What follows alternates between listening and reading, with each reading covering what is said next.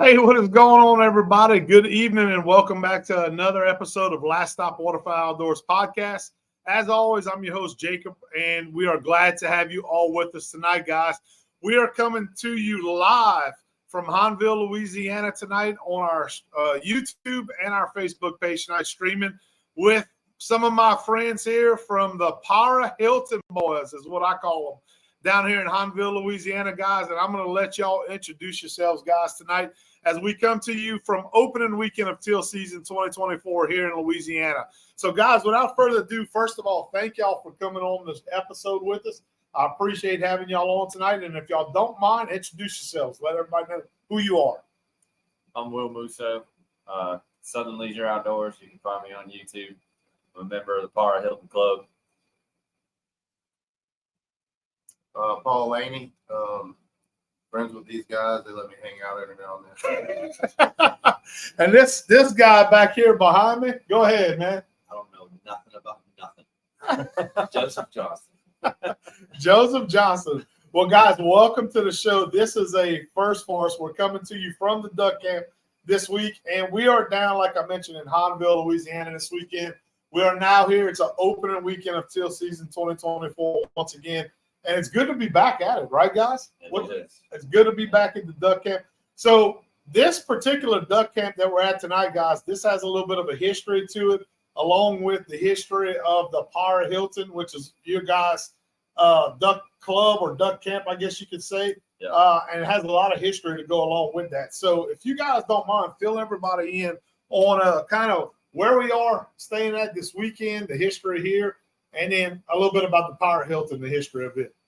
Yeah, so the Parra-Hilton, it was built in 1953 by a man named Eldon Parra. The whole camp was built out of Cypress. It was close to 500 acres, and it was established back in the early 50s, like I said. We took over the camp about 14, 15 years ago. We're here in Hahnville because Hurricane Ida destroyed the entire lease. It destroyed the entire property. The camp is also no longer there. So we tried to make the best of it, as a lot of people here in Southeast Louisiana have. And so we turned this space here in Hahnville kind of into our pseudo camp. We're in the process right now of rebuilding a houseboat. And once hurricane season is over, Lord willing, we can get it pushed out there and finally get back out into the marsh. We had a pretty decent day today out in the marsh. Saw tons and tons of teal. We just weren't on the right spot, but we made the adjustment early this morning. We sure did. We changed spots, and I think tomorrow it could be something special if they fly in that same pattern. But very fortunate to be a part of that rich history down there in Kickoff, Louisiana. There's some wonderful people. Jacob here met Coach Joey Kidros. He was a high school football and track coach at South Louisiana High School for the better part of 40 years. Great guy, man. Great guy, by the way. Yeah, he has a couple thousand acres out on the Delta Farm and in Cloverleaf Farms. He duck hunts, he deer hunts. We went by his houseboat today. He's also in the process of running alligator lines. And he's just a really good wealth of knowledge for the area. He grew up out there, spent his entire life. For the last better part of this decade, I've been really, really fortunate to get to know these folks and kind of embrace the culture that is really, really what South Louisiana has been all about. So, yeah. And we're just so fortunate to have Jacob and his son Jackson here this weekend to experience it. And Jackson didn't want to hop on the podcast with us. I think you gave him a complex, man. Paul, what's that about? Why you giving my son such a hard time, man? You got a camera shy now. You got to go through it. It's an upbringing. You got to get them exposed to it. That's part of it. So, but mine's at homecoming, so he decided to go to homecoming instead of come duck hunting. So here we are. Right? Here he chose the ladies over the duck camp, man. So I mean, you got to make decisions, and he made his. Right. It sounds like so. It's an age thing. It's an age thing. So what I'd like y'all to introduce yourselves. I'm sorry, we've already introduced yourselves, but what I'd like is to get a little bit of background story on you guys as a group. First of all, y'all all in this lease together. Give everybody an idea of how long y'all known each other, kind of how y'all came to know each other, and what brought y'all together as far as, being in the camp together as far as the lease goes. Well, I guess it kind of started with me. I was a guest at the Parra-Hilton, the better part of a decade and a half ago. And I've worked with Paul for the better part of 2 decades. And Joey and I became friends. He used to frequent some of the establishments that we all used to hang out at in Baton Rouge, at the Chines, the Varsity. Some of the establishments. Yeah, the I like establishments. You sound fancy. We'll just list those 2 and leave it at that. But liquid therapy. Liquid therapy, Joe says. That's right. Post-divorce. Right. There you go, Yeah. Joe. So we became good friends, and about 6 years ago, Joey started coming down to the camp, having a really good time. Our other camp partner, Jeremy, he didn't want to be on the podcast for whatever reason. He's camera shy. Yeah, he's camera shy, but it's okay. He's been coming down for probably the better part of the decade. He and I worked together at the same company, and we just all had the same love and passion for hunting and fishing. And, over the last couple of years, the bond has just gotten real strong, and we're trying to make the best of a bad situation, because it is kind of difficult on us, where we're at, to where we have to travel to get to the lease. It's 6 miles into the marsh. It's not an easy ride. It takes a lot of time. So it's a lot of taxing hours that you spend on the roadway to get there. So we still love the camp life. That's the reason why we're here. It's the reason why we're trudging on, fight the good fight. And, that's why, Jacob and Last Stop Waterfowl are here, because we wanted to share that tradition with them and kind of break into the season. And, we've got some big plans coming up. We're heading up to North Dakota here in less than 30 days. We're all fired up about it, hoping for some cold weather. It's been miserable hot down here. Today it got 93. Got a little warm degrees. today. So we're all sick and tired of it. Thankfully, the hurricane did not, destroy our lease. There are some people, unfortunately, that are still going to be without power for a long time. So anybody that's listening to this, keep those people in prayers, and any kind of organization that you can help to give to the less fortunate, on those people that were affected by the coast. We really appreciate you looking into doing that, because there are a lot of people that suffered, that are still suffering from Hurricane Ida, that just went through Hurricane Francine. Yeah, and that's a great point, guys. For those of you who may not even be aware of this, which it's probably hard not to be, but we are opening up teal season here in Louisiana this weekend, like I mentioned, and this is just a couple of days after major hurricane came through the state, guys. So Hurricane Francine, that's right, Paul. So kind of talk about, I guess. Well, before we get too much into that, I'd like to still get your point of view, Paul, and you, Joe, and kind of how y'all came into the camp. Because obviously Will, I guess, was kind of like one of the founding, what's the word I want to say? Members. I couldn't spit it out. Founding members of this group. Is that correct, Connor? And then you guys started coming into the camp, into the lease a little bit later. So tell about that a little bit, Paul. How did you get involved in it? We all know each other through Will. That's how I know Jeremy. I know Joey. And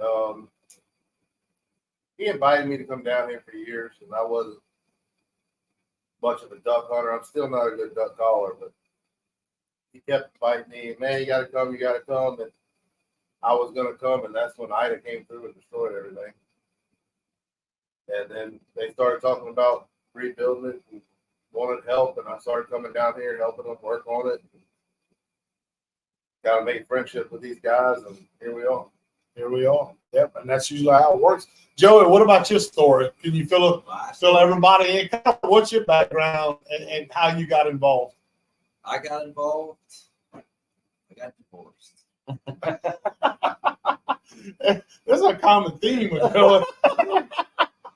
But you tell him the same. Hey, It's the same divorce. preach, Joey, preach. This is a therapy session. Preach to us. I got divorced. Okay. And I got drunk. Then I met Will. And then, I was getting married, and he was saying, come down to camp, come down to camp, come down to camp. And I always had something better to do. And finally, I decided to go, and we went for a nice 4 or 5 day outing. Had a good time, and then COVID hit. So we just kept going back. He'd go back, check on the wife. I'd go to work for a day or two, and we'd go back. Yeah. Back and forth with it. That was some of the best times during COVID. Man, we lived at the camp. Yeah, Joey was talking about last night. He said during COVID, he said it was so cool. He said because, man, we wasn't working, normal schedule. He said so He said we'd go check on everybody at home. We said then we were back at the camp for 3, 4, 5 days sometimes, you know. So you guys got to experience and really probably form a bond as a group, you know.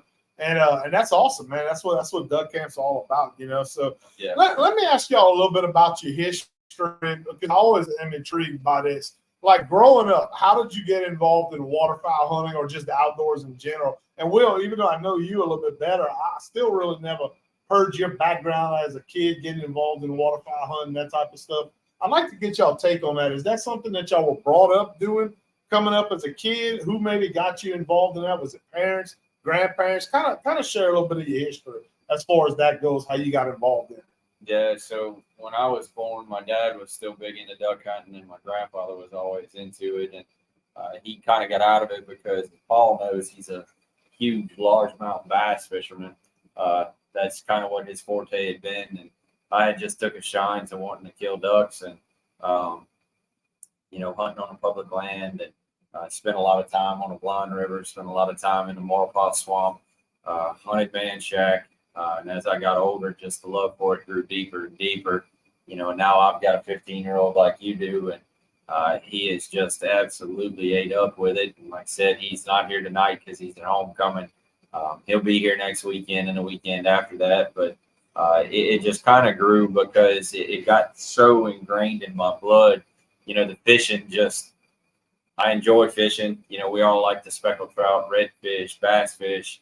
Anything that tugs on the line, yeah, it's fun, but it just never really satisfied. And as I got into my 20s, that hunger just got even deeper and deeper, to the point to where, Paul and I, probably almost 20 years ago, we go sleep at the entrance at, 2:00 in the morning, waiting for the wildlife management area. Doing the grind, the public land. Yeah, grind. doing the public land grind. And, with another friend of ours that, we went in with a big group and we killed 2 ducks, and, here we are almost 20 years later. But, when everything came in line to, kill a limit of birds after putting in all that hard work, it was like, that high that you wanted to experience again and again.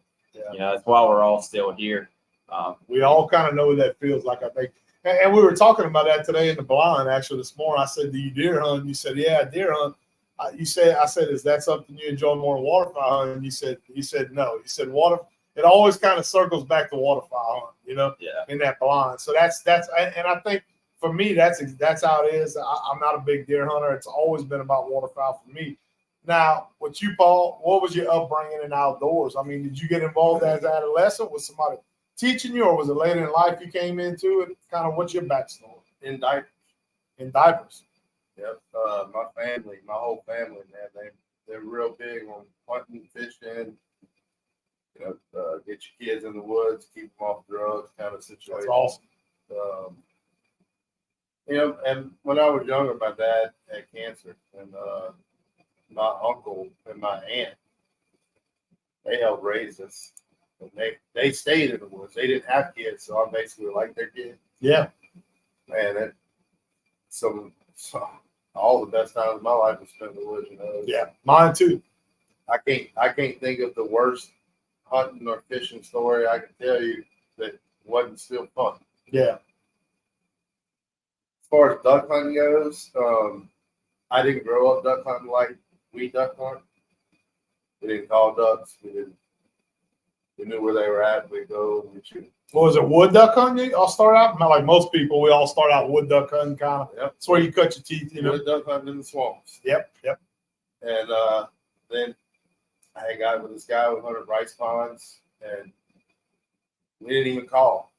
I never even owned a duck call until I met Will. Never caught a duck in my life. But turkey hunting has always been That's been a passion of yours. There ain't much I'll do before I go turkey hunting. That's a turkey killing shit. And God, what is it about turkey hunt, man, that's so unique that guys that do that, they get into it, and those guys get hooked on turkey hunting. So, like, I feel that way about waterfowl hunting, but what is it with turkey hunting? So, if you kill a turkey, in order for you to kill a turkey, short of running up and busting him, you have to beat him at his game. It's you against the animal, and that's a dumb as they are, they will make you look dumb. over and over and over. I've heard that. You know, you got to call to him, and you got to be where he wants to go, and you got to. And it's really my uncle. You know, it goes back to him. He speaks turkey. Yeah. You know, I call turkeys. I've called turkeys in. I've called turkeys in for friends. You don't know anybody. I guarantee you don't know anybody that's killed more long bear turkeys. Really? You know, his name, his CB radio name, when we was coming up, we ran dogs in his CB radio. It was sportsman. It didn't matter. Fins, feathers, or fur. That's what they said. Yeah. Fins, feathers, or fur. Didn't If matter. you wanted to know where it was at, you go ask him and he could tell you. We grew up, in the water, in the woods. It's just Part of your life. that's right. It's in your blood. I don't know anything. It's in your blood. Now, you also tell them this afternoon you have a history in archery as well. You used to shoot competition. A little bit of archery. You like Oh, yeah, I enjoy that? shot competition. I was never anything. Did it for Howard. That's right. So basically, my uncle was shot competition. Okay. And they drug me around, like I said. Yeah. You're around to help raise me or whatever. Yeah. And I would lose a bunch of arrows, and they would laugh at me. And he shot competitively for Barry Jennings for I think 12 years. I was never. I just shot a lot, knew a lot about You it, enjoyed it. and it was fun. Gotcha. Yeah, that's another thing, man. A lot of guys they get hooked on archery, they give a full throttle with that. It seems like they get into it, and it's like that's it. That's all they want to do after that. You know? Man, and the bows today, as good as they are, it's still a challenging sport. Yeah. That's the only way to hunt deer. A lot of them say after they do it. I love it. Yeah, Something about the swag, man. Yep. You hear that whack when it hits them, and it's different. it's different. That's right. Well, Joe, you back there? What's your story is a little different. It's a little unique. You told me last night. You said you from Mississippi. Is that correct? You were born in Mississippi, but you lived in Minnesota for some time. Born in Mississippi, moved to Minnesota, grew up in Minnesota, then back down. Mississippi, Louisiana. Married a girl from Alabama. That was why I got divorced. Yeah, probably so. Damn old Todd, fucking woman. And there you go. Sorry, Alabama fans, but go to hell if y'all watching. So anyway, but yeah, so you getting involved, and we were talking about duck hunting last night a little bit and stuff like that. But what was your history in outdoors? Like I asked these guys, same question. Did you do it as an adolescent? Was it something that later on in life you kind of got into? What's your backstory? Well, did hunt some as a youth, but family was living in the city. Mm-hmm. I worked a produce farm outside the city since I was in third, fourth grade. But it was every time you had an opportunity, you try to go outside, go outdoors, do things, and it didn't matter. While didn't get to go nearly as frequently as wanted to, but pick up a bow. Hey, let's go shoot the gun. Let's go walk the woods. Let's go camp. And be outside with your family or your friends, or let's go do something. Get out of the house, stay out of the house, get out of the city. Yeah. Which is why we do it. Well, yes. Yeah. Get out of the city. Get out of the city. These hobbies are expensive. That's it. Yeah. There ain't no way we're ahead killing a duck. We're not feeding our families with this food. No. No. It was, when you're talking about Minnesota and Canada, yes, they have waterfowl there, but I didn't really get to experience that. Went on a few goose hunts. Yeah. But that was other people knowing, but try to go for a day, you're not going to accomplish much. That's right. That's right. Went into Canada a few times hunting bear. Again, that's one of those, you can't just go for a couple days. You've got to go for a couple weeks. But it was fun taking a boat somewhere. It takes you 6 hours by boat to get to where you're going. Talk about. And there's no one within 1,000 miles of you. That's remote. different. That's getting away. Yeah. That's getting away in that situation. But then down here, going out to camp and I'm catching crabs. Sheephead. There's zebrafish with teeth. zebrafish with teeth. That sums it up. A zebrafish with teeth. He said. That's a great description. Yeah. The things I'd never experienced. Correct. Probably a lot that I still haven't experienced. But I'm hanging out with my friends. I'm doing things outside. I'm learning. Yeah. And it's fun. Yep. It is, like I said, it's expensive. We went to But I can Commander waste money in all Store, kinds too. of ways and not have this much fun. That's right. That's right. Hey, look, you referenced the divorce you went through. Okay, without going into too much detail on that, obviously, how important was being involved in the outdoors with these guys, meeting these guys right here? How important was that after the divorce, if you don't mind me asking? I don't think it was necessarily. It was a build up to that. You know, It was a build. meeting Will, and then finally agreeing to go to camp. I didn't do much by way of outdoors, just because I was more interested in going to work and holding my life together. Yeah, Keeping a job, staying soberish enough. Soberish, soberish, you said. Keep a job.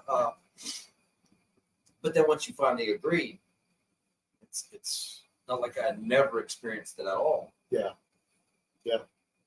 But it was, I guess, some reminiscence of things you did as a child and with your cousins and your friends and your family. So it's home. Part of the, especially having a camp out there in the middle of the marsh. Yeah. Going out, it's, let's say, redneck Riviera type. Yeah, it is. So you're not in a tent. We've tried that since the camp was destroyed, and it's rough. Yeah, especially Teal season. But it's Well, nice warm. going away, and you still have cell service, but let me just leave that at the camp. I'm going to go out the boat for 6 hours and go fish and play and shoot. Yeah.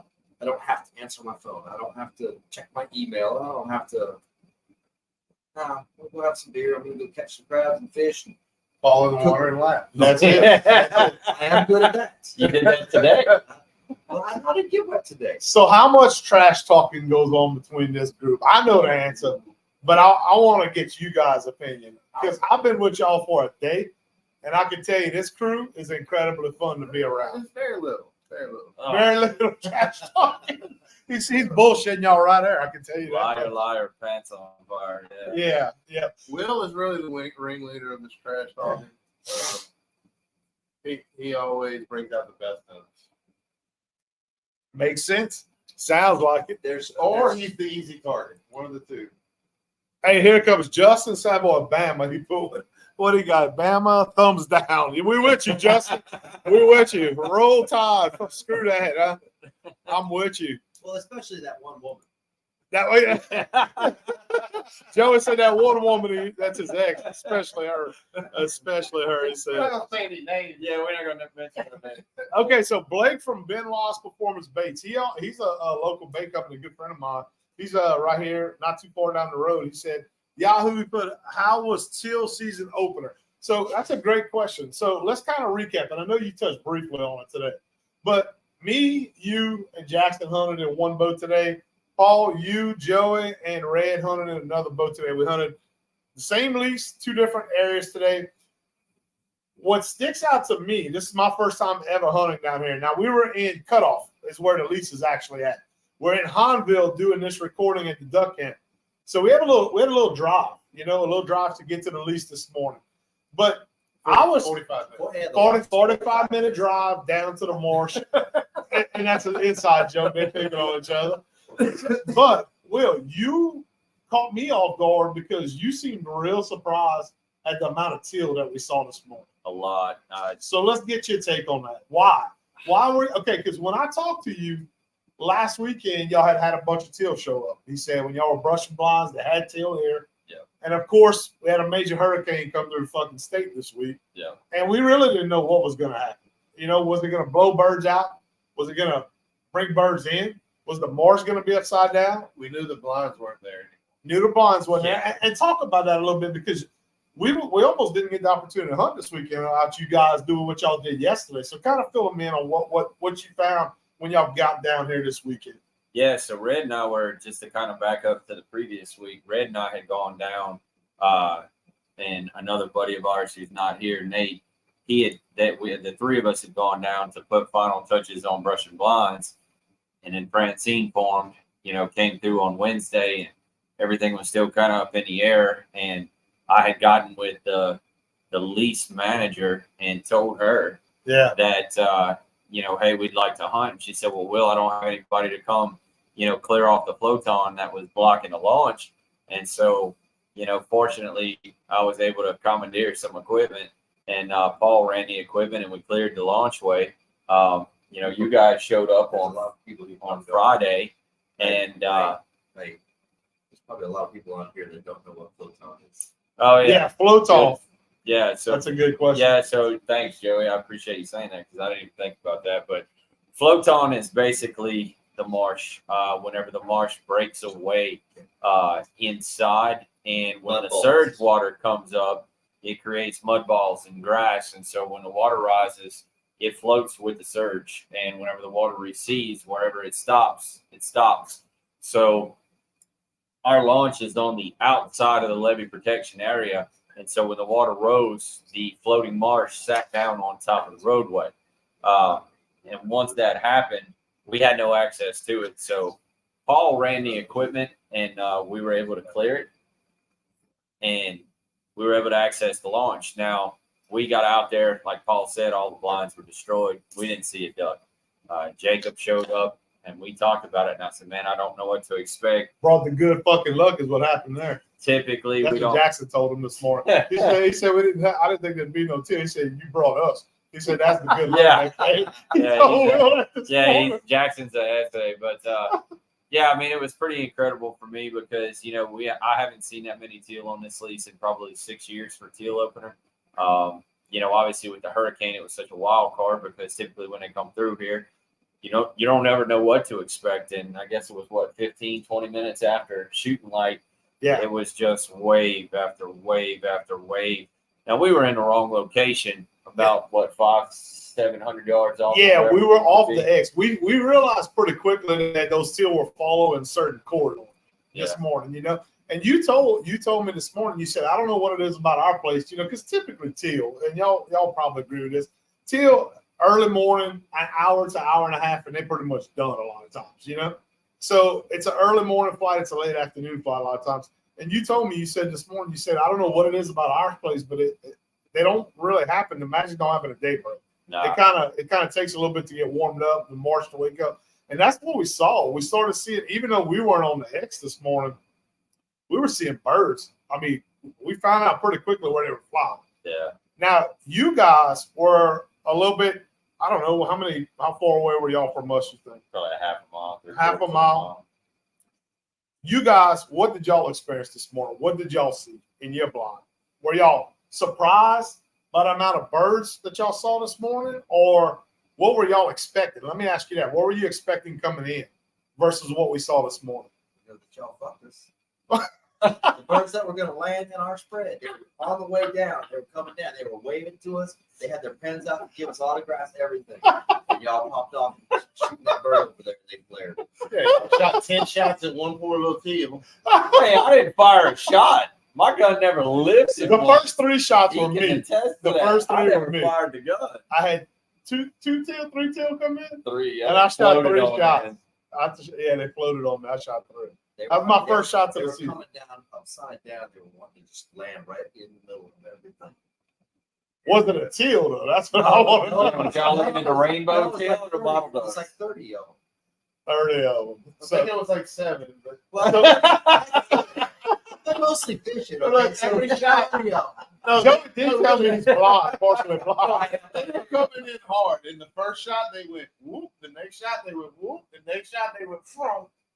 Did we really fuck y'all up on Yeah, them? yeah, it happened like I that. mean, you couldn't have known. No, I know we wouldn't know, but I didn't know if y'all were bullshitting with us or not. No, we saw y'all we really saw did. 800,000 ducks. Yeah. We saw 7 coming close enough to shoot at. And I don't know. I think y'all can see us where y'all are at. Like, they get close, shoot. Bow, bow.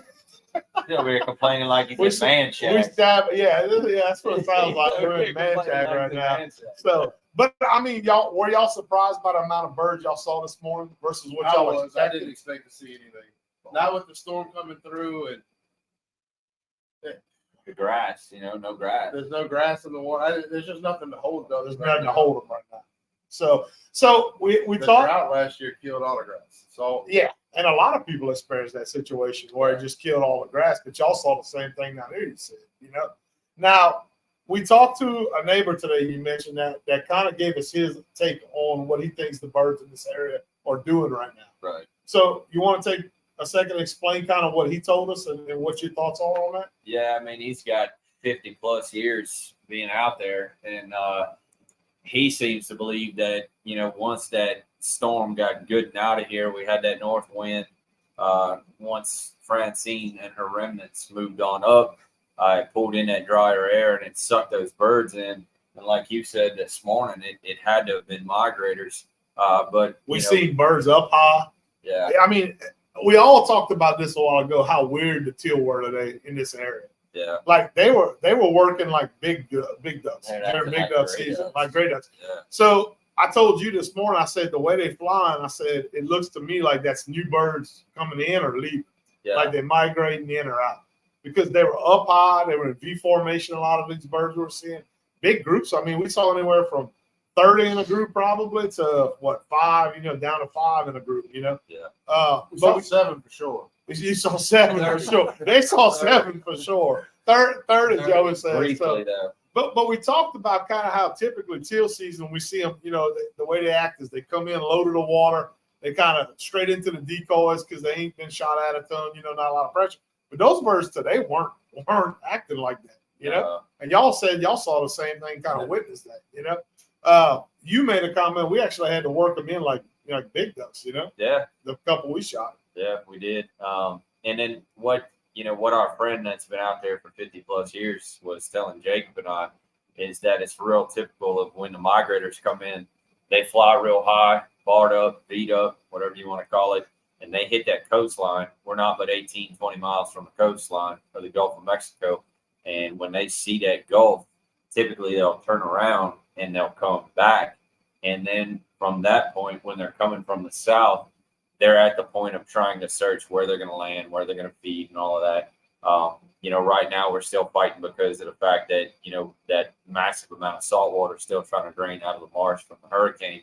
My hope is that they'll at least stay for another day. But because of the salinity content in it, it's not going to hold the birds. So the last couple of years, like Paul said, when we don't have vegetation, those birds have to have fresh water. So how long they're going to stick around, you kind of got to be there when they're there. And it looked like today and tomorrow might be the best times to be able to get after them. So your window's kind of small because you don't have to feed, right, Paul? To hold them here, to keep them here, So like what we saw today, a lot of birds. Is this typical? What's a typical teal season down here in Cutoff on the leases down here? What's a good successful teal season versus a bad teal season down here typically? What's the history? Successful ones, you shoot a bird. You shoot a bird. A bird. He said you shoot a bird.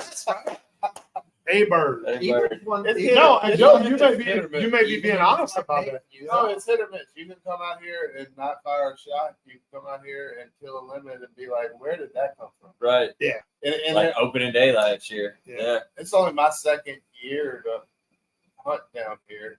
And like I said, I never hunted the marsh before, so I don't know a lot about it. I guess I'm learning from the COVID. From what I've seen, just last year and this year, this totally different. Hit or miss. No, Hit or miss. You never know. And I would say, go hunt the front. It might be the day after the front. It might be the day before the front. Yeah. You just got to be there when they're there. Yep, and that's what really at the end of the day, it's all about being there when they're there. So you can do all the scouting in the world, but if they don't want to be there that day, there's nothing to hold. I tell people all the time. I say waterfowl hunting is the toughest hunting there is because it's not like a deer that's going to hold a certain piece of property. If you feed deer, there's deer on your property. Trail cams are going to tell you what you need to tell you, what's there. But a duck could be there tonight, and its ass don't have to stay in that same area. It can get up and fly. Can we feed them? You can feed them. Joey said I'm something not about going to be a part of the feeding. What he said? Joey said something about yellow pellets and a floating It's feeder. my floating deer feeder. Wait, you're floating deer feeder? Yes. So explain yourself on this. I have nothing to do with this. Go back to zebrafish. I didn't know they existed. There's got to be some deer that swim. Yeah. No, deer swim. Yeah, they swim. Deer definitely swim. They allow you to put out corn for deer, right? Yeah. I don't get. Look, I'm not be out there with fly spotter trying to scoop the nuts off. We're gonna have federal Fly handshake. water. What was that number? What? 2 fly water? I mean, you're just trying to Number 2 keep them from eating the Bismuth. corn. Yeah. tomorrow morning we'll have federal and state game wards in the launch. No, they're gonna meet us here at the freaking.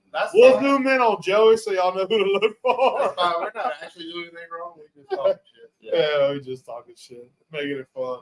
So yeah, it's hit or miss, like y'all said. But what I think, like I said, what he was talking about today, how these birds in this area they typically go down to the Gulf, they come back. That was interesting, I thought. Yeah. So that was good to see. Now fast forward from teal season. What's a typical normal duck season, big duck season? As we get ready to go into that in November, what's that typically look like down here in this area? So I've kept a logbook down here in a lot of the public land for the last 14 years. And typically the first 2 weekends of opening season historically has been about the best time. We are starting to see less and less gadwalls come to the area. And I think a lot of that has to do with the grass. I think a lot of it has to do with the feed. But the first 2 weekends usually seem to be pretty good. The third weekend, it can be, like Paul said, it can be a coin toss. And then it always seems after the second split, you got to be here when they're here. Because, we all work full-time jobs. It's hard to get away Monday through Thursday to try to sneak away.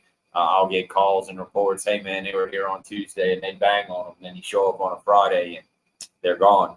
And it seems to be the pattern over the last 6-7 years from looking at the data book that I've got. Years, probably about 10, 12 years back, you can look at it, and it would say right before Christmas time, it'd get real good. And then about the second week of January to the end, it would really, really kind of turn on fire. But the last 3 years have just been such wild cards for us because of the hurricanes, the loss of vegetation, going from one extreme to the other, from extreme heat to extreme cold. Yeah. It really all plays into factoring in that. I mean, we've been down here where we've hunted the day before the front, hunted the day after, and haven't fired a shot. We've come here in 72-degree weather and we've hung 24 on the strap. It's just become so unpredictable, but because of the passion and the love that we have for it, we still go. We're gonna do it. That was like what was it, 2 years ago? Tracking the weather, doing everything we can with technology, and let's go to North Louisiana. Yep. Yeah. Get up there and boop. Well, we killed 5 ducks, something like that. 4 But 5. all the duck shifted and came down to the leaves. Yeah. And we're getting calls, hey, they're here. We're in North Louisiana. Turn back around. Let's go back down south. Right. We Yeah, started the game, to man. come down 3-4 days later, and all the weather changed, and their birds are back north. Yeah. We're south. So Yeah, that's a good point. I do want to ask y'all about something. Let's get to a comment right here. We have Tank Landry. He put, y'all ever hunt public or only private land?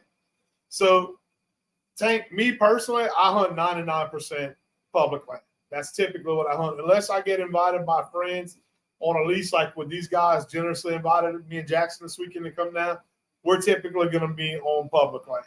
Now, you guys have all, and you just mentioned it, Joe, y'all hunt private land, obviously with the lease, but you hunt a good bit of public as well. Yeah. So kind of touch on that. Where's some of the places?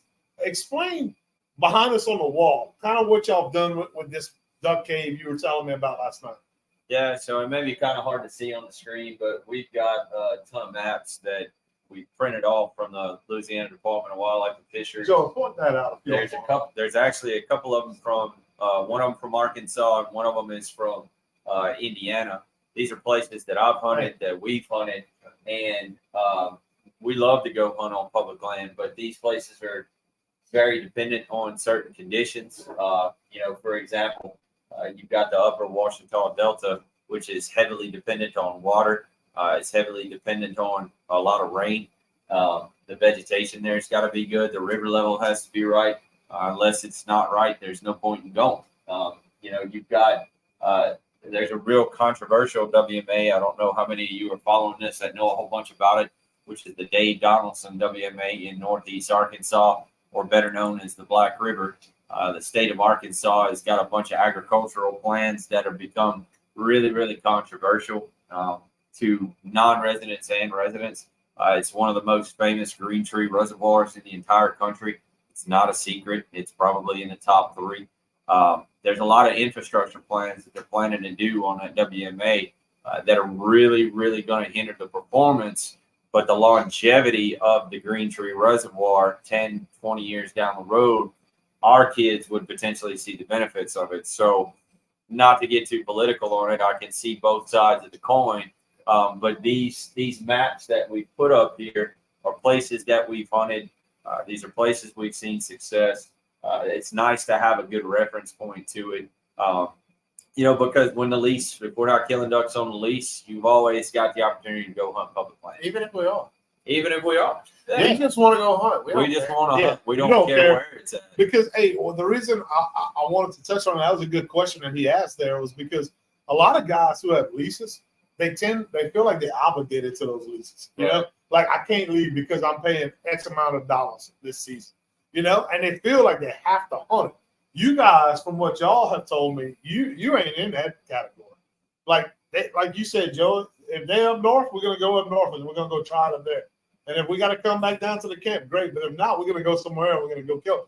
That's, in my opinion, what makes guys successful every season. But it's the challenge of it too. It's the experiences, the challenge, the hunt. Yeah. That's right. And you were talking about that, Paul, about the challenge of turkey hunting and all that. That's the portion of waterfowl hunting. That's the challenge. And I've killed turkeys, deer, ducks from West Virginia to Florida to Texas to North Dakota. Yeah, I mean that's covering all. I ain't hunted in Oklahoma.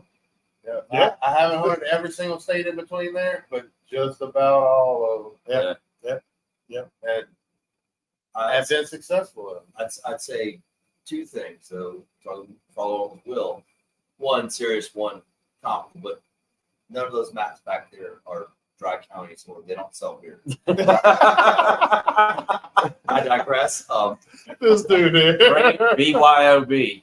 BY, make sure. What one challenge I have noticed as of this hurricane coming through that's different from our lease, our camp, or the areas we're hunting versus some of this.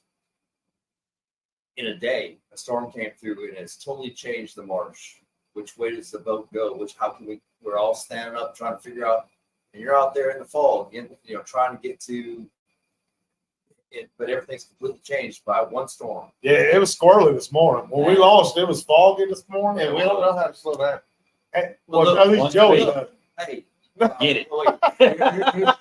That would be here's everything. a tip for all your subscribers. I think I'm the world's first that owns a four-wheel drive boat. Four-wheel drive boat.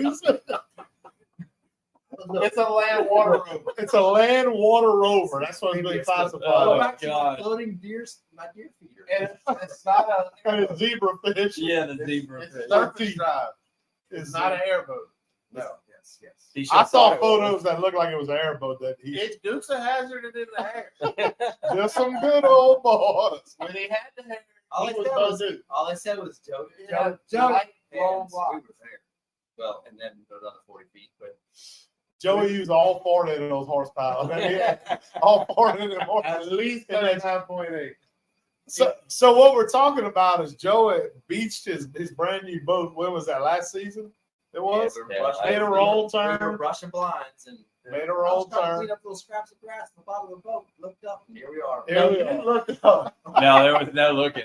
No, I I said, wasn't in the boat. Nate's eyes got about this big and looked at me and I said, we're going to hit it. I said, hey, Joey. He picked his head up and went, Woo! Hit the throttle. Squeeze the I throttle. was trying to clear. It was the one island that was about hey, 40 feet wide. and there's no Rosa there no more. There is not. There's not any more Rosa there. I cleared a shooting lane too. Yeah. For those deer. For your floating? Or going out For for your the floating? floating. For the I was floating planning deer. ahead. He was See, food plotting. He was Yeah. making a You food can see plot. it from the Look. camp deck too. Look, I know I'm still learning, but I look like down the road. Yeah. You're a forward Long thinker. term, yes. I'm a forward yeah. thinker. My Yeah. four-wheel drive boat is the first person to buy a four-wheel drive boat. I don't remember what the question was, do we? I don't remember.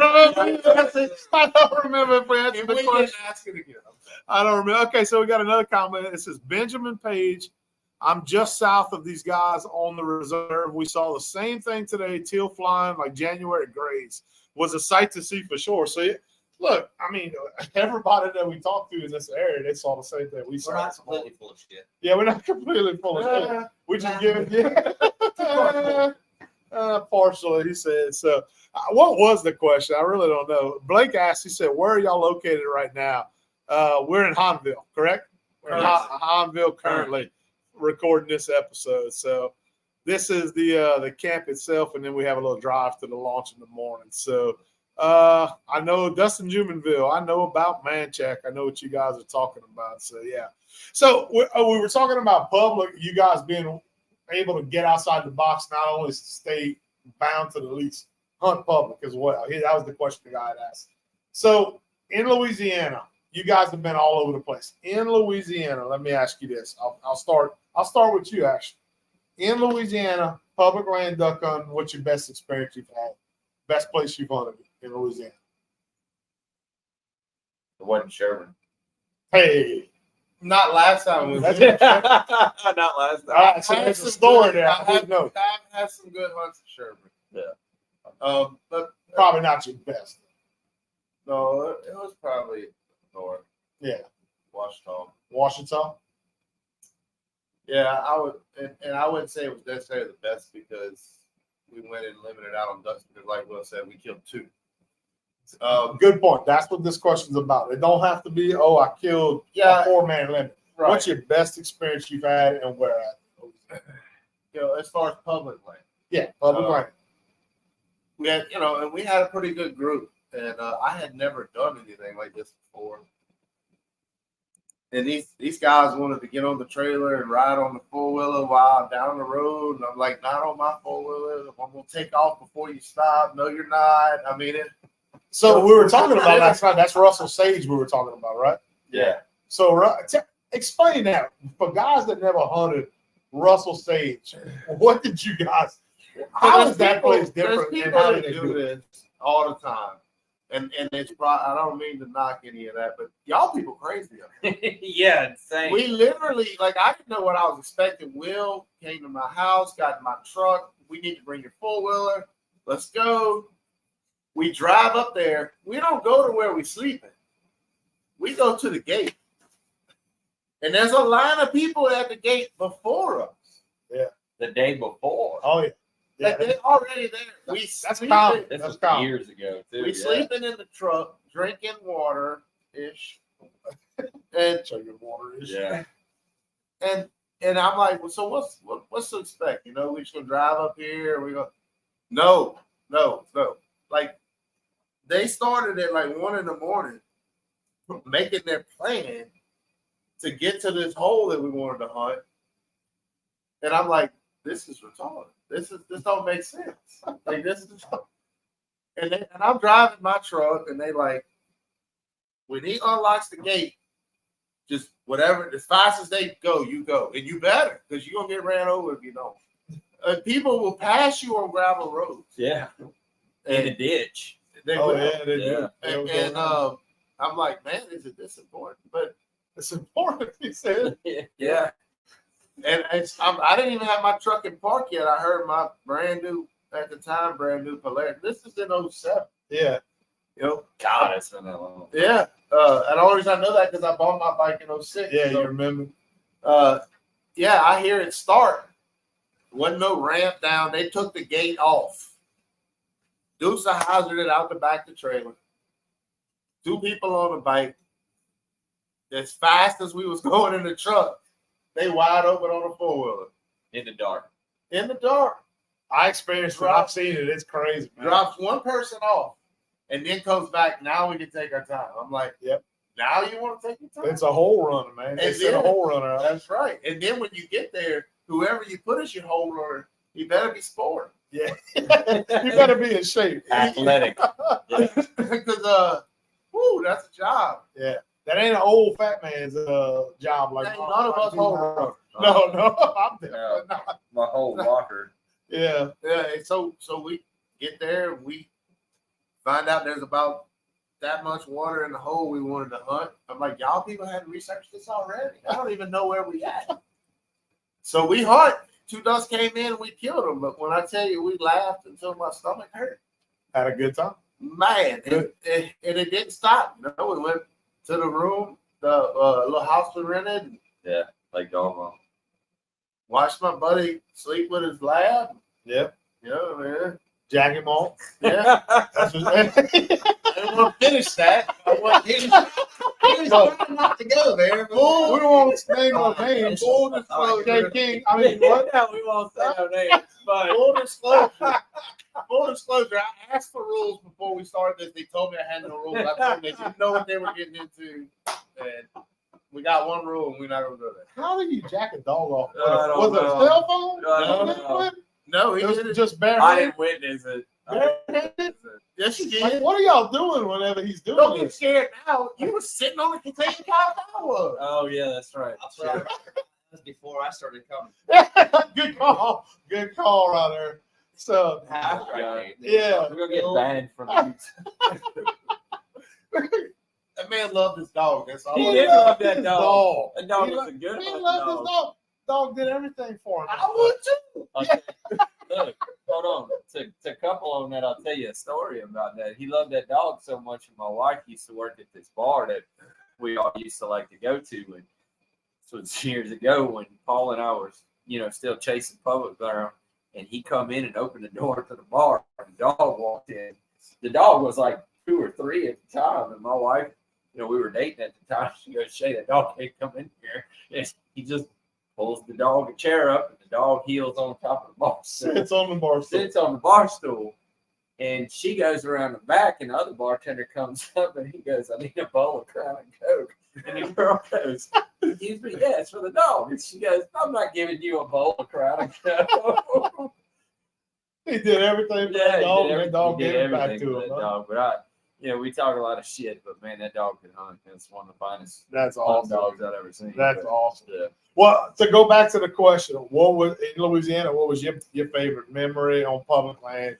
Best place, maybe, or favorite memory? North Louisiana, north of Russell Sage. Just when that river gets right and it floods the flats, it turns into magic. And it's been the last time the water was where it needed to be was about 2016.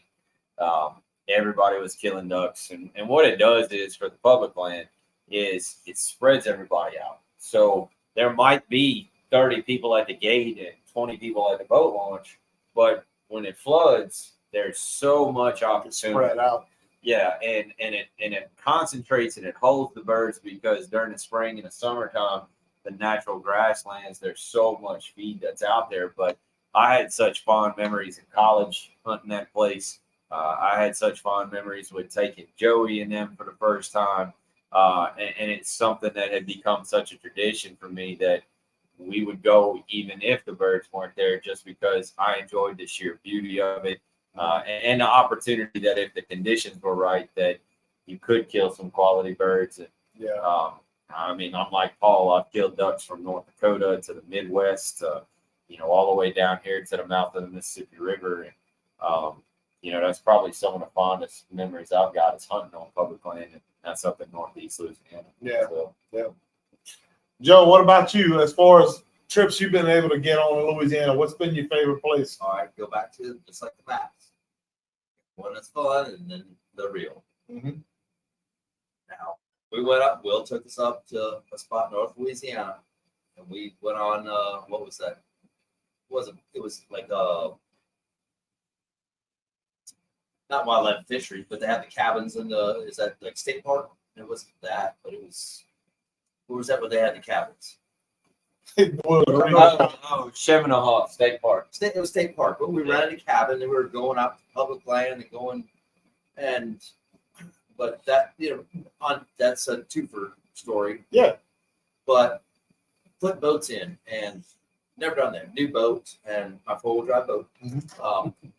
But you're taking a boat for, I don't know, 10, 15, 20 miles, scouting stuff, looking and shopping and trying to find the birds and figure out where we're going to park up and try to post up to where are they going to come, what are they going to do, and walking and looking at different spots. Yeah. And Then of course you do all that all morning and come back and all right, it's nap time. But then stop by the liquor store and the black lady in there laughing because here they come again. Hey, did y'all need some more boner pills for your friends? Like Some more boner pills. He said, so who's the friend that needed the boner pill?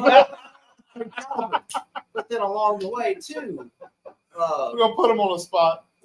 yeah. that was a best. Didn't have anything to do with ducks, but Just boner pills. and as we're going by, somebody had shot a hog when it was dark, and hey, let's get out. We had the one friend who's shot it farther, shot it bigger, done it better, killed more birds, and he didn't get to come with us. So he was always looking for updates, and I'm over there. Look at the hog I shot. Yeah. Yeah. And then go down by, hey, let's pull in the processing place and see if we can get some beer jerky, some deer jerky. And hey, you got a rack in the back? Which one?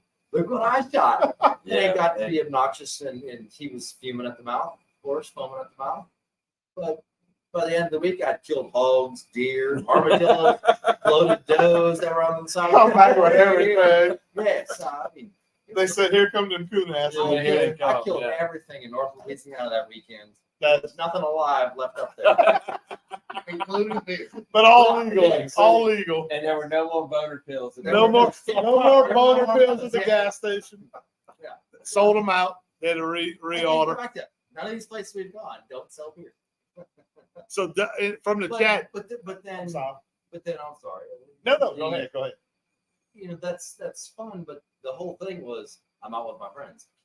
We're out going and trying to find the birds and having a good time. Having a good time. And we actually we stayed at that park. They had a launch, and I killed a beautiful wood duck. My first wood duck, and the thing was beautiful. Oh, there you go. Yeah. It was Cool. and it's still stuck in the freezer because I keep forgetting to Yeah. take it. Oh, duck hunt, don't say beautiful. That part's so beautiful. This motherfucker had a butthole. Yeah. Muskrat. Oh, Same word. Muskrat. Same word. That was little too. Jeez. Oh, shoot. All right. So we have a comment that says, Dustin Jumonville, he says, Wax Lake were some of the best experiences I had, but hard to beat some of the old days of Section 120 in Sherburne. Yeah, I mean, Dustin and I hunted together for some time, and we had some really good hunts on 120, along with some of our other friends. Have you guys ever hunted Wax Lake? Have y'all been to Wax Lake? Yeah. Y'all know what that's all about? For the Chapel Down to the mouth. Yeah. It's dangerous. Historical place, though, man, in Louisiana. That's a great spot. So a lot of good memories guys have there. So let's catch up with something. You'll tear a boat up too quick. So John Neal, he says, I bumped on the live and heard Cutoff. Laugh out loud, born and raised in Cutoff. Pack is my bread and butter. Yeah, that's so the Pack. Y'all know a little bit about that. Anything about it? Good area traditionally. Pretty good from what I understand. I know guys had success there. So, yeah, man, thank you for hopping on the live with us. If you're still in with us, we appreciate that so much. Shout out. Love the area, man, to hunt this area. It's been nice. I've enjoyed the experience so far. Tank Landry, I've hunted walk-ins majority. Got to move quick. It's a race to the hole, or you got to go further than anyone else. I'd say that's a very true statement. So you either got to be willing to work or you got to be able to haul ass like you were talking about, Paul, a while ago, you know. That was our bench trip. That was what? That was our bench trip. Yeah. You were passed out in the boat. That was the next morning, not to get there. So that was a Venice trip, you said? Yeah, Venice. Yeah. What happened there? What was it? We stopped at the first. They had 3 Campgrounds. campgrounds. Yeah, past the That's Lucha. Yeah. We stopped at the first, and I will tell you, it's like the interstate. And then, of course, way off in the distance, and there's nothing to block any sound, but you're going to have Todd Graves or somebody over there having all the strippers in the state over there having a party on a Friday night. They're trying to do different. And so between that and you got to go shit in a hole, and which I've had done before, but then Shit in the hole. hogs have looted up the whole island so that you can't get a flat piece of nothing, and you're trying to camp it out and stay in a tent, and then boom, boom, boom off of the list, and then here comes at 3:00 in the morning, gonna go park up in the middle of your spot that you just scouted, public land. Yeah. And so you wake up and you're still drunk and you go up to your spot and You're not still. Look, I'm still learning, but I just was like, I surrender. And I just pulled the fast grass over me in the bottom of the boat, and I took a nap. There you go. I am a duck hunter. Look, through the gunshots and everything. I wasn't even there. Fast grass. I'd raise my head up, make sure everything. Oh, okay, I'm but those poor bastards that came at 3 a.m. were parked over there, 300-400 yards from our spot. They didn't wake up for shit. They pulled in there at midnight. Something, but it was like it is like the interstate. The hogs have rooted the whole island up, so there is no level spot of ground whatsoever. Yeah. And so it's difficult. And then it's like the interstate. It's kind of like diversion canal between Memorial Day and Labor Day. Yeah, there you go. You're not going to get any boating in because you're going to ride surf. Yeah, it's rough. Yeah, that's true. But I mean, it's still leading into the funny and the serious. But that was a really fun trip. Cabin just got smashed and by the previous hurricane, and we had no camp to stay in. Yeah. So let's haul in tents. Let's haul in everything we've got. Let's go try to kill some birds. There you We go. did. We killed a 3-man limit that So morning. you had a good trip then. Well, and that all speaks to the passion of it, right? That's Yeah. it. That's it. You don't have a camp, you don't know where to stay, but if the road's blocked. We don't know how we're gonna get to the leaves and figure out a way to get equipment down here and clear it. Thinking we're not even gonna see it done because of the hurricane, we still did it anyway. Yeah.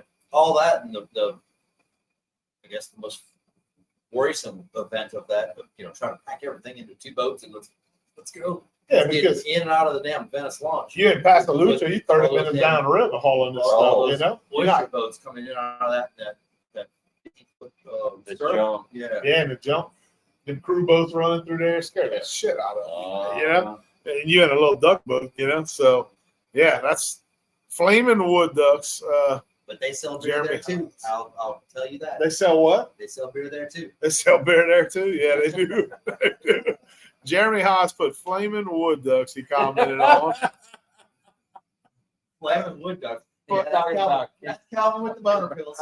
Yeah. Yeah. That's what he's talking about. I didn't catch that. I didn't catch Oh, that. you've never seen the flaming duck? That's on Will's channel, probably. I got Yeah, it. Check it out on Southern Leisure Outdoors. You Yeah, can see guys. the flag. Hey, look, and Will has a YouTube channel as well, Southern Leisure Outdoors. I'm glad you mentioned that because if you guys aren't following him, go check them out, Southern Leisure Outdoors. You guys see these guys on there in some of the videos as well. Obviously, you can tell that they have a lot of fun. They keep it light.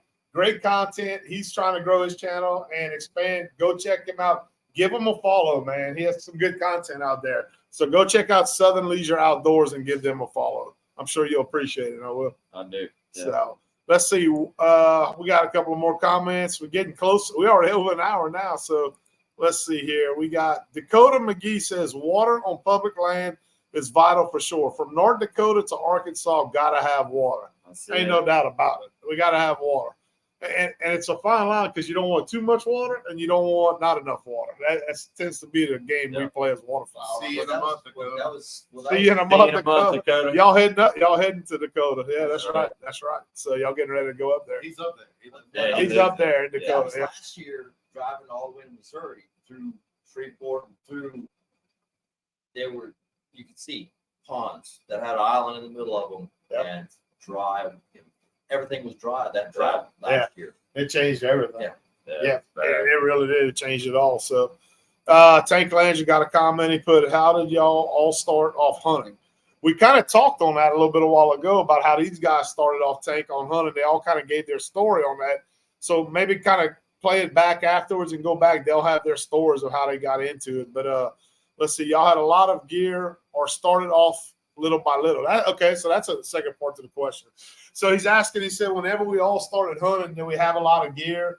Or did we all kind of start from scratch, I guess, with the gear that we have? So when you look around this camp, we got decoys, we got guns, we got clothing, gear bags, everything. Look, it's not a cheap sport.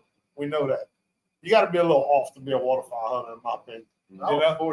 You were fortunate. So his question was, did you have a lot of gear? Go ahead and answer. I did. My uncle, like I said, he didn't have a kid. I was supposed to say he had it. He loved it. And I've got probably 30 guns today that he's given me. I've only bought 2 guns in my life, and I got 40-something guns. So between him, my dad, my grandpa giving me guns, the only thing I really had to buy was clothes, and Will made me buy duck decoys last year. You bought them on your own. I didn't force you. She's like, we need more decoys. You need to buy some. My I, wife might watch this. Well played, Will. I'd say myself, similar except for a much smaller thing. Moving back to Mississippi, in high school. My last year of high school was Mississippi, back with family in Mississippi, and I would just put on my grandpa's clothes and take. Hey, he had guns here, and I'd walk his property. I'd go hunt his property, and honestly, back then I was more interested in wading through creeks and shooting snakes. Yeah, I really feel like hunting and fishing equipment is meant to catch hunters and fishers more than it is. Oh, there's no doubt. Oh, certainly. You don't need all that to have a good time and go kill anything. Well, and that's a great point you make, because nowadays we get guys that tune into these podcasts that want to get into duck hunting. Okay? Right. And they'll come here to YouTube, places like South Louisiana Outdoor, other channels, and they want to get information. But if you look at it nowadays, you almost think that, hey, I might not be able to afford to get into this hobby, because I got to have a $1,700 vanilla shotgun. I got to have, $100 set of decoys. I got to have Sitka, gear, all this stuff. You guys know where I'm going with this. But my thing that I like to put out is I do a lot of short videos on like gear that's budget friendly, because I don't want to scare future generations of hunters off from coming into the sport that we love so much and expanding it down the road because they think they can't afford it. Right. But how, in my opinion, and I want you guys' take on this, and you kind of just answered it, but how commercialized has the outdoors come now? Like waterfowl hunting, deer hunting, how much commercialization has affected the sports or the hobbies, I guess you could say? A lot. Yeah. Well, if there's is that a bad thing in your opinion? if there's money to be made, you're gonna have advertisers and you're gonna have people trying to sell you shit. That's it. But to answer your question, you can go kill birds. I can go buy everything I need at Walmart. Yep. Yeah. You can. Guns, shotgun shells, the clothes. No, I wouldn't say that, because If you get a good Walmart, they're not all just like we're shooting in the morning. You go out and sit your ass and you But make I your don't line know how up, good and that shotgun is. it'll kill a bird, and they sell beer. And it's so big. But no, you have a different opinion on that. So what do you feel in that situation? So can Walmart or places like Academy, somebody like that who's everybody's got them in their neighborhood? In my opinion, it does not matter what you wear. It doesn't matter what the name is on it. It doesn't matter what you shoot. Doesn't matter what the name is on it. However, save your money where you have to. But I do believe in spending money on quality gear. Yes, right? I agree. So with I that. have a Beretta shotgun that I bought 25 years ago, I think. Yeah. Somewhere in there, before my daughter was born. That gun has been with me more than once, and that gun has been completely submerged underwater. I shucked the shells out of it, washed the mud out of the receiver with salt water, put new shells in it, and shot the rest of the day. So I agree, you can go kill a duck, but at the same time, some things I don't agree with going cheap on. I agree with that statement. Well, okay, too. just like tools, That's right. skill saw, drill, any of those. Yeah. You can buy cheap shit. You can go to Harbor Freight. And what you're gonna get is you're gonna get a couple uses out of it through 3, but then it's gonna break down. You're gonna have to buy again. Yeah.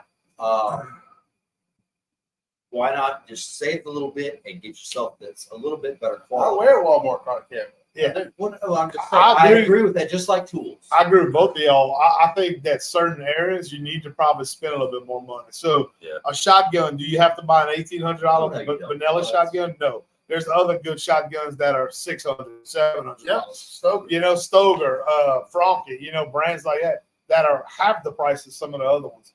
and that is going to get you years of use down I the have road. both of them, and they're both. Hey, Yeah, I shoot a Stoker right now. Look, 20 y'all pounds. can go get a 2-wheel drive boat and it'll get you halfway there. That's that's a 2-wheel drive boat will get you half. Yeah. But that's another thing. Boats from technology, all of a sudden you don't have to have a $30,000 duck hunting rig to go kill ducks. Nope. You can find a good walking hole, go shoot wood ducks. Or Right. to get started. That's how you have to. Most of us have all started. They sell heroes that have killed plenty of ducks. Heroes for generations. Our ancestors have killed ducks. Kayaks. That's a great one too. You can actually get a kayak for cheaper than you can buy a pirogue most of the time nowadays. And just float in and go make a hunt, that type of stuff. So that's a great question, I think. And he said he says in his question he's a second-year hunter.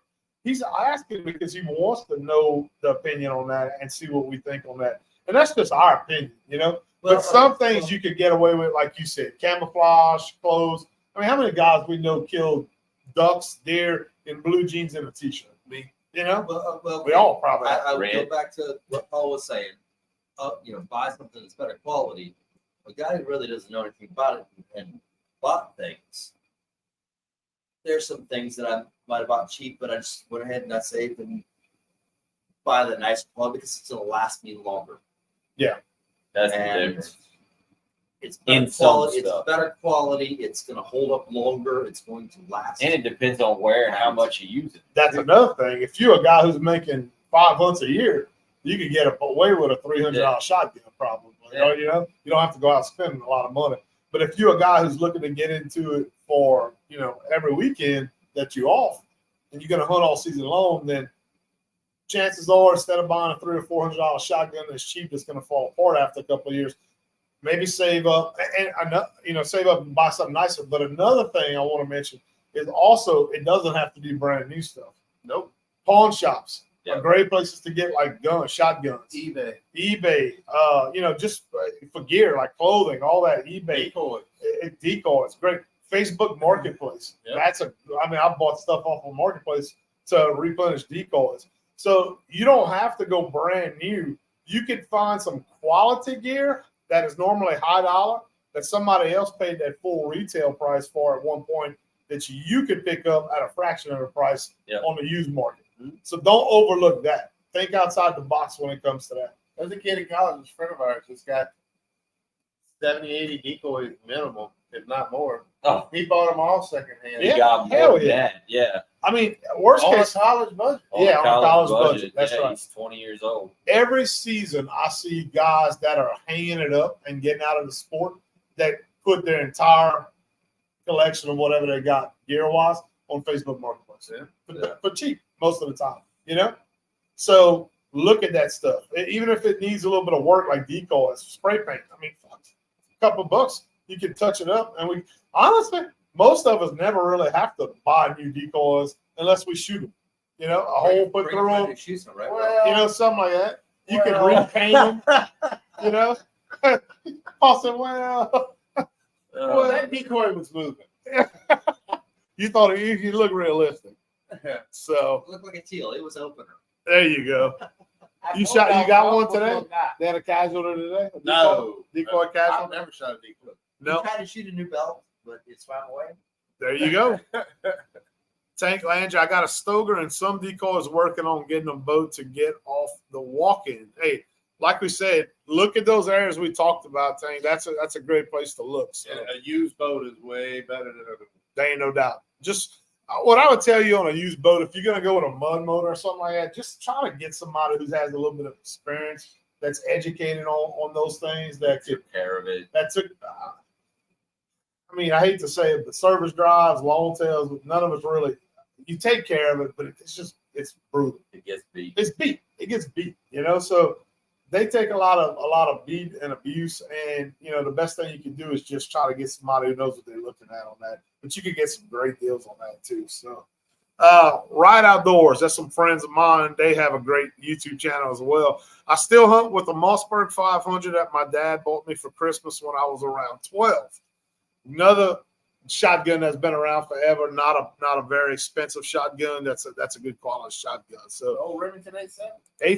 Yeah. Yeah. You know what's funny about the Remington 870? You mentioned that. I just did a short on my channel about one of the worst shotguns that I ever had, and it was a Remington 887. I don't know if y'all remember that one. That was the one that had the armor coat on it. It was all black, kind of futuristic. Yeah. Just it was a flop for Remington.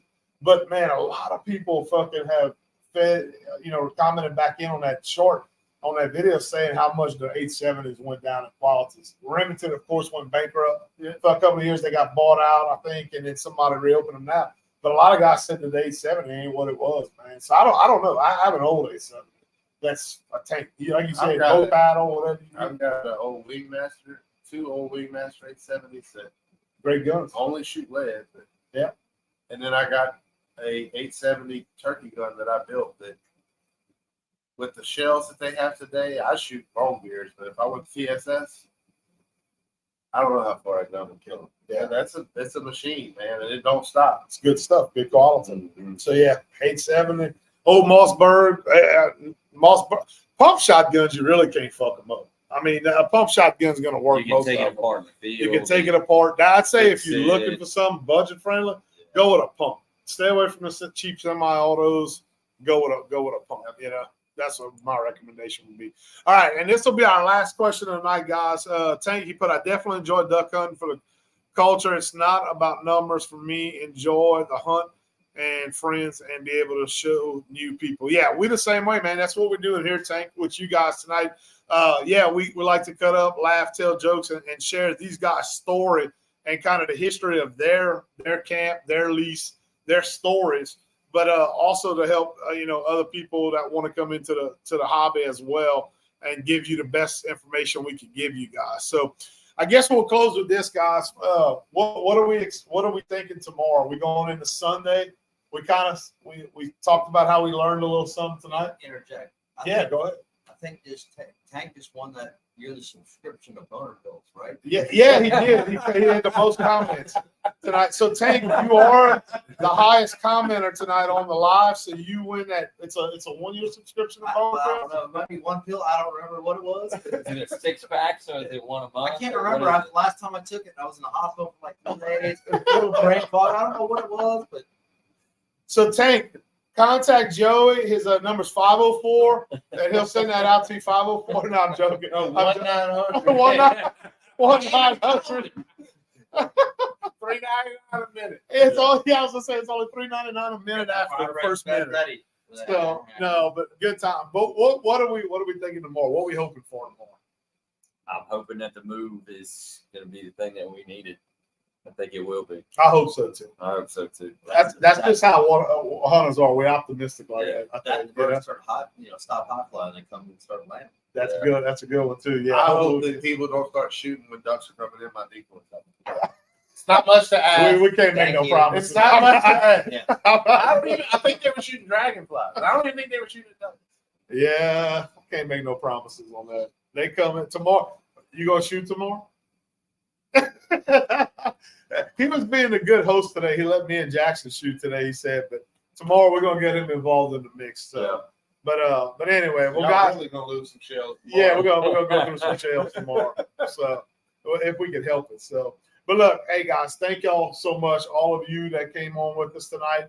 Thank y'all for letting me, first of all, and my son come into y'all hunt camp on a serious note.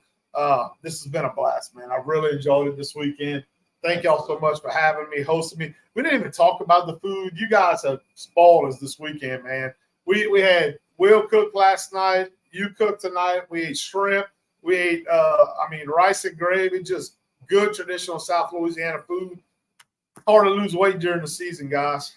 So we really had a blast with these guys here at Camp Parra-Hilton or Parra. I'm saying that wrong. Parra-Hilton. And thank you guys so much for tuning in to this episode. I know we went a little long, but when you're having fun, you're answering questions, we go a little bit longer than normal. Hopefully you guys don't mind that. And thank you for your questions. Those of you who interacted with us on this episode, thank you so much. You'll be able to rewatch the stream right here on our YouTube and Facebook channel, as well as all the audio versions, guys, wherever you get your favorite podcast at. Go check us out, Last Stop Waterfowl. Share it with your friends. We'd appreciate it. And don't forget, go check out Will's page, Southern Leisure Outdoors, man. Go give him a follow, give him a like, and enjoy the comments and these guys' adventures as they go through waterfowl season this year. that's all we got tonight. Until next time, guys, good luck to y'all tomorrow. If you're going back out there tomorrow, we'll keep you updated on our day and how it goes, but we'll see y'all again soon. Y'all stay tuned for the next episode of Last Stop Waterfowl Outdoors podcast. Y'all have a good night, guys. Hashtag don't fall off the boat. Don't fall out of the boat and be waiting on them boner pills.